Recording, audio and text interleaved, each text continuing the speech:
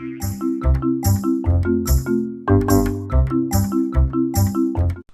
Friend, welcome to my channel Savita Tomar. आज की कहानी का नाम है अपना अपना भाग्य। भीमापुर का राजा भीम सिंह बड़ा ही अहंकारी था। वे स्वयं को ईश्वर समझता था। उसका विचार था कि राज्य का प्रत्येक व्यक्ति उसके भाग्य का खाता है। उसकी 2 पुत्रियां थीं। बड़ी बेटी चापलूस प्रवृत्ति की थी। वे सदा अपने पिता की हाँ में हाँ मिलाती, जबकि छोटी बेटी निडर, सत्य बोलने वाली और ईश्वर को मानने वाली थी। राजा उसे हरगिज़ पसंद नहीं करता था। एक बार राजा ने अपनी बेटियों से पूछा, बताओ तुम किसके भाग्य का खाती हो? स्वभाव अनुसार बड़ी बेटी ने कहा, आपके भाग्य का। उसका उत्तर सुनकर राजा खुश हो गया। छोटी बेटी ने कहा, अपने भाग्य का। उसका उत्तर सुनकर राजा क्रोध से आग बबूला हो उठा और उसी समय उसने सिपाहियों को आदेश दिया कि दुष्टों को जंगल में छोड़ाओ। सिपाहियों को उसका आदेश मानना ही था। फलस्वरूप उसे जंगल में छोड़ आए। राजा ने दूसरी पुत्री की शादी बड़ी धूमधाम से एक राजकुमार से कर दी। जंगल में पहुंचकर कंचन एक वृक्ष के नीचे पड़े हुए एक रोगी को देखा, जो बीमारी के कारण अंतिम सांसें ले रहा था। कंचन ने उस तड़पते हुए युवक के मुंह में पानी डाला तो वे कुछ संभला। तुम कौन हो देवी? बड़ी कठिनाई से उस युवक ने पूछा। तुम्हारी पत्नी? मेरी पत्नी? मगर मेरी तो अभी शादी भी नहीं हुई। वैसे भी मैं एक ऐसा रोगी हूँ जो जीवन की अंतिम सांसें गिन रहा है। समझिए कि आपकी शादी हो गई। आज से मैं आपकी पत्नी हूँ। मगर क्या तुम मृत्यु के कगार पे पहुँचे एक इंसान से शादी करोगी? करूँगी नहीं, बल्कि कर ली है।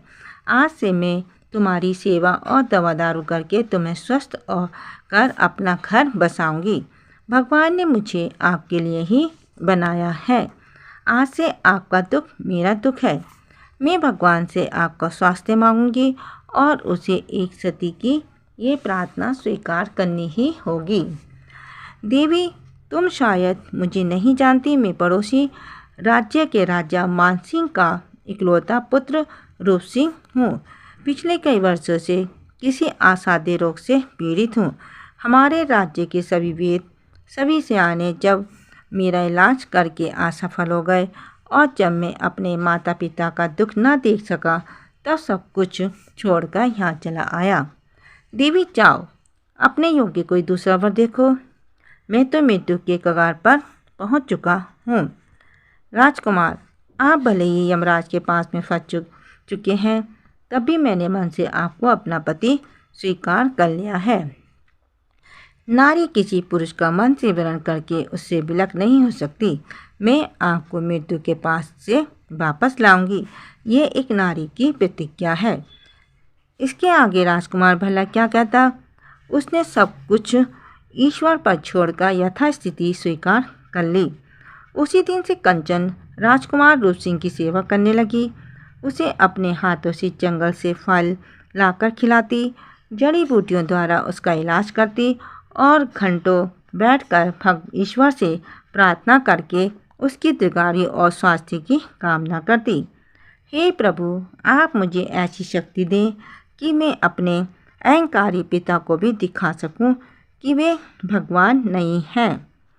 सच्चे मन से की गई प्रभु की उपासना कभी भी व्यर्थ नहीं जाती। एक दिन जब राजकुमारी कंचन प्रार्थना कर रही थी, तभी एक जटाधारी मुनि वहां प्रकट हुए। कंचन ने मुनि जी को प्रणाम किया। जीती रहो बेटी, सदा सुखी रहो। महाराज, आप मेरी कुटिया में पधारे। मुझे इस बात का दुख होगा कि मैं अपने पति की बीमारी के कारण आपकी मन से सेवा नहीं कर पाऊंगी, परंतु फिर भी जो रूखा सूखा है उसे ग्रहण कर लें। बेटी, ईश्वर ने तुम्हारी प्रार्थना सुन ली है। तुम्हारी परीक्षा जो प्रभु ने ली थी, तुम उसमें खरी उतरी हो। अब तुम प्रभु से जो भी मांगोगी वही मिलेगा। मांगो पुत्री। महाराज, यदि आप मुझे कुछ देना ही चाहते हैं तो मेरे पति को ठीक कर दें। बस मेरे लिए इससे बड़ा वरदान और कोई नहीं हो सकता। धन्य हो देवी, तुम वास्तव में ही महान हो। मैं तो केवल तुम्हारी परीक्षा लेने आया था। तुम उस परीक्षा में सफल रही। कहकर भगवान असली रूप में आ गए थे। वे विष्णु थे, साक्षात चक्रधारी। कंचन उनके कदमों में गिर पड़ी। प्रसन्नता के कारण उसकी आंखों से आंसू बहने लगे। प्रभु के चरणों को चूमकर बोली, प्रभु, आपके दर्शन पाकर मेरा जन्म सफल हो गया। देवी, तुमने धरती पर रह रहे एक पापी को ये बता दिया कि संसार का स्वामी तुम मैं हूँ। इसलिए मैं तुम्हारे पति को स्वस्थ भी कर दूंगा और तुम्हें संसार भर के सारे सुख भी दूंगा। जाओ बेटी, अपने पति से जाकर मिलो। धन्य प्रभु, आप धन्य। आपने मुझे तो आशीर्वाद दे दिया, अब मेरे पति को भी आशीर्वाद दीजिए। कंचन ने देखा उसका पति भी प्रभु के चरण में पड़ा था। देखते देखते रूप सिंह बिल्कुल स्वस्थ हो गया। अब भी एक पराक्रमी राजकुमार लग रहा था। प्रभु कृपा से उसके वस्त्र भी राजकुमारों जैसे हो गए थे। देवी, जिस झोंपड़ी में तुम लोग रह रहे हो उसके नीचे बहुत बड़ा खजाना दबा हुआ है। वे किसी राजा का खजाना था जो युद्ध में मारा गया था। अब तुम दोनों राजा रानी बनकर रहोगे तो तुम्हारा पति बड़ा वीर राजा होगा। ये कहते हुए प्रभु वहाँ से अंतर्ध्यान हो गए। दूसरे ही दिन उन दोनों ने झोंपड़ी वाली जमीन को खोदकर उसमें से दबा हुआ खजाना निकाला। राजकुमार ने पहले एक घोड़ा खरीदा, फिर उस पर बैठकर वे आसपास के सब गांवों में घूमता रहा। गांववासियों को अपनी सेना में भर्ती करके सबसे पहले उसने अपने लिए एक महल बनवाया। फिर परीक्षण देकर एक शक्तिशाली सेना तैयार की।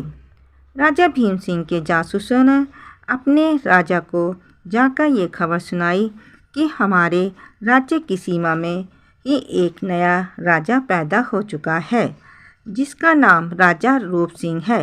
वे भगवान विष्णु का बहुत बड़ा भक्त है और अपनी प्रजा की हर जरूरत को पूरा करने का वचन देता है। यही कारण है कि अपने देश की जनता उस राजा के साथ होती जा रही है। यदि हम जल्दी ना संभले तो वे दिन दूर नहीं जब हमारे देश की जनता रूप सिंह के साथ मिल जाएगी। नहीं, ऐसा नहीं होगा। हम रूप सिंह को मिटा देंगे। अभी हमारी शक्ति से वे परिचित ही कहाँ है। तभी राजा ने अपनी सेना को युद्ध की तैयारी के आदेश दे दिए।